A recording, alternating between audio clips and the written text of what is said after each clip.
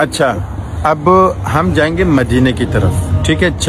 4 दिन या 5 दिन हम मक्के में रहेंगे, फिर उसके बाद हम जाएंगे मदीने की तरफ। 2-3 चीज़ें हैं। सबसे बड़ी चीज़, आपको आप सल्लल्लाहु अलैहि वसल्लम के कब्र पर हाज़िरी देना है, ये सबसे बड़ी चीज़ है। रियाज़ुल जन्नह में नमाज़ पढ़नी है, फिर उसके बाद मदीना मुनव्वरा में नमाज़ें पढ़नी है। इसकी बहुत ज़्यादा फजीलत है, ठीक है।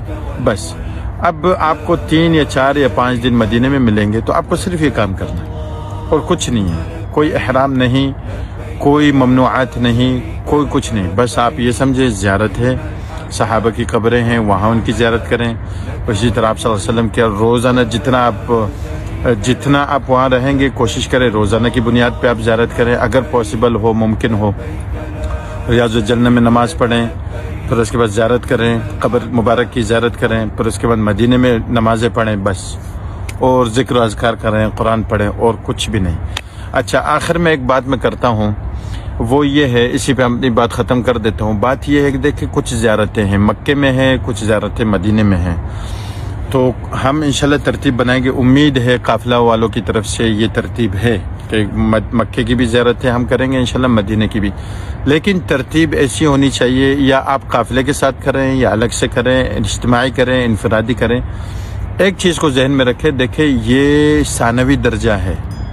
ये जितनी भी ज़ियारतें हैं, आप इनकी टाइमिंग ऐसे रखें कि कोई नमाज आपसे छूटे ना हरम में, ना मदीने में, ना मक्के में। मतलब आप सुबह सवेरे रखें, आप ताकि चले जाएं ज़ोहर की नमाज तक वापस आएं।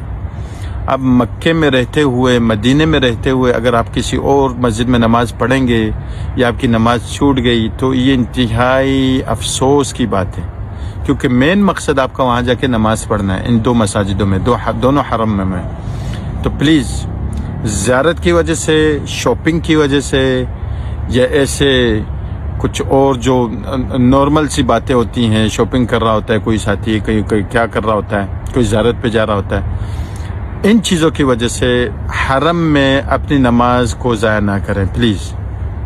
मैं ज़ियारतों से मना नहीं कर रहा हूँ, आप ज़ियारत करें, लेकिन उसको इस तरीके से आपको अरेंज करना है कि आपकी अगली नमाज फिर हरम में हो, फिर आप जाएं शॉपिंग करें, कुछ भी करें मिसाल के तौर पे, फिर आपकी अगली नमाज हरम में हो। तो नमाज़ों का ख़ास ख्याल रखना है। तमाम दोस्तों से बहुत उम्मीद है, ये छोटा सा हमने एक वीडियो बनाया है, तमाम साथियों को इंशाअल्लाह अल्लाह पाक ने चाहा फ़ायदा होगा इससे। अब एक आखिरी लास्ट वीडियो बनाता हूँ।